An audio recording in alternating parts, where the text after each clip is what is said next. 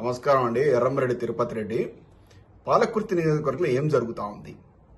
జర్నలిస్టుల మీద ఈ కేసులేంది? మొన్నటికి మొన్న మన ఆర్జీటీవీ రాజు మీద, ఆ తర్వాత సిగ్నేచర్ ఉపేందర్ మీద, ఈ రోజు నమస్తే తెలంగాణ జర్నలిస్టు కొండా సతీష్ మీద ఏంది ఈ ఆక్రమ అరెస్టులేంది? ఆయన తీసుకువెళ్ళి శుక్రవారం సాయంత్రం, వెనుక బెయిల్ దొరికినా కూడా విడుదల కాకుండా ఒక శుక్రవారం సాయంత్రం తీసుకెళ్లి అరెస్ట్ చేసి తీసుకెళ్లి మహబూబాద్ సబ్ జైల్లో వేసారు కొండా సతీష్ను. ఆయన చేసిన నేరం ఏంటంటే, పెదవంగర పోలీస్ స్టేషన్లో జరుగుతున్నటువంటి కొంతమంది మందుబాబులు చేసుకున్న మందు పార్టీని వెలికి తీసి బయట ప్రజలకు తెలియజేసిండు.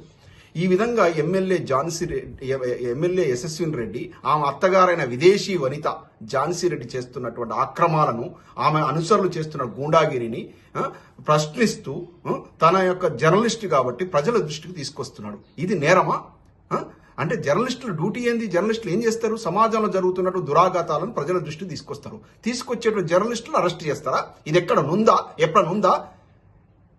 కాంగ్రెస్ గూండాలారా, కాంగ్రెస్ నాయకులారా చెప్తున్నా నేను, పాలకుర్తి అంటే ఒక పోరాటాల గడ్డ, ఒక దొడ్డి కొమరయ్య, ఒక చాకలి ఐలమ్మ, ఒక ఎర్రంరెడ్డి సంతోష్ రెడ్డి, ఇటువంటి యోధులు పుట్టినటువంటి గడ్డ.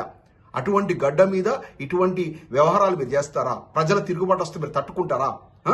ఇలాంటి లపంగి పనులు చేయడానికి మిమ్మల్ని ఎన్నుకున్నారా? ఇక్కడ ఏం అన్ని కళ్ళబుల్లి కబుర్లు చెప్పి 6 గ్యారంటీలు, వంకాయలు, బీరకాయలు మేము ఇది చేస్తాం అది చేస్తాం అని చెప్పేసి ఒక ప్రజల మనిషి అర్ధరాత్రి పిలిచి దయన్నాన్ని పిలిచినా కూడా వచ్చి ఆదుకునేటువంటి మీ ప్రజల మనిషిని దయన్నను ఓడిచ్చిర్రు ఈ దుర్మార్గులు మాయమాటలు చెప్పి. ఆ మాయలో పడిపోయి ఓట్లు వేసి ఇటువంటి దగులుబాజీలను గెలిపిస్తే ఇవాళ జరుగుతున్నటువంటి ఇది.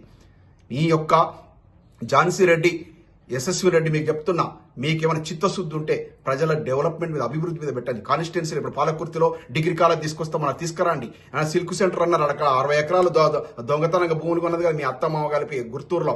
ఫెమా యాక్ట్ కు విరుద్ధంగా 60 ఎకరాల భూమి కొన్నారు. అందులో ఏదో స్కిల్ సెంటర్ పెడతామన్నారు. ఏది స్కిల్ సెంటర్? ఏది ఘనంగా ప్రారంభోత్సవం చేసి వేసి దాన్ని చట్టబద్ధం చేసుకోవడానికి చేస్తున్నటువంటి దురాఘాతం ఇది. ఆ 60 ఎకరాలు అమ్మినటువంటి వ్యక్తులకు మీకు చట్టబద్ధంగా సర్వే హక్కులు ఉన్నాయి. ఆ భూమిని మీరు మన వెనక్కి తీసుకోండి, కోర్టుకు పోండి. ఎందుకంటే ఫారిన్ ఎక్స్చేంజ్ మేనేజ్మెంట్ యాక్ట్ విరుద్ధంగా అమెరికన్ సిటిజన్స్ అయినటువంటి ఈ రాజేందర్ రెడ్డి, ఈ ఝాన్సీ రెడ్డి కొన్నారు. అవి చెల్లవు, ఆ కొనుగోలు చెల్లదు. పెద్ద కేసు అవుతుంది వాళ్ళ మీద. ఇవన్నీ కూడా మేము సెంట్రల్ గవర్నమెంట్ తీసుకొస్తున్నాం. త్వరలో వాళ్ళకు కేసులు అవుతాయి.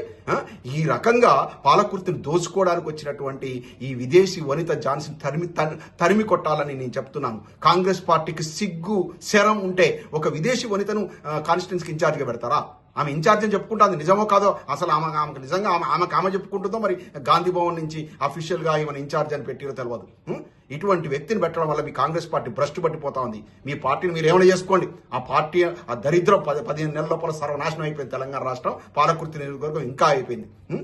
ఎలక్షన్ పెట్టండి, ఇప్పుడు స్థానిక సంస్థలు చూపిస్తారు, కర్రు కాల్చి వాత పెడతారు. ఇలాంటి చర్యలు మానుకోండి. జర్నలిస్టులను అరెస్ట్ చేయడం అనేది తీవ్రంగా ఖండిస్తున్నాం. దీనిని పాలకుర్తి, ముఖ్యంగా తొర్రూరు ఉన్నటువంటి జర్నలిస్ట్ తమ్ముళ్ళకు, అన్నలందరూ చెప్తున్నాను, మీరందరూ కూడా ఈ యొక్క కొండా సతీష్కు సంఘీభావం ప్రకటించాల్సిన అవసరం ఉంది. ఈ యొక్క ఝాన్సీ రెడ్డికి ఒత్తాసు పలికిన జర్నలిస్టులు భ్రష్టు పట్టిపోతారు. ఇటువంటి వాళ్ళను మీరు నిలదీయండి. ఏం ప్రామిస్ చేసిన ప్రజలను ఉద్ధరిస్తారని, ఇప్పుడు ఏం చేస్తున్నావు అనేది మీరు అడగాల్సిన ఆవశ్యకత ఉంది. ప్రజలు ప్రశ్నించండి. నిన్న మనం ప్రశ్నిస్తేనే ఇవాళ మన పాలకుర్తికి అంతో ఇంతో ఇప్పుడు ఎండాకాలం దాహార్తి తీయడానికి నీళ్లు వచ్చినాయి. ప్రశ్నిస్తే పోయేదేం లేదు, బానిస సంఖ్యలు తప్ప. ప్రశ్నించండి, తిరుగుబాటు చేయండి. ఇలాంటి అరెస్టులు మాత్రం ముక్తఖండ ఖండించాలి. ఇవాళ కొండా సతీష్కి అయింది, రేపు ఇంకొకరికి అవుతుంది. అందరూ సంఘీభావం ప్రకటించండి. జై తెలంగాణ.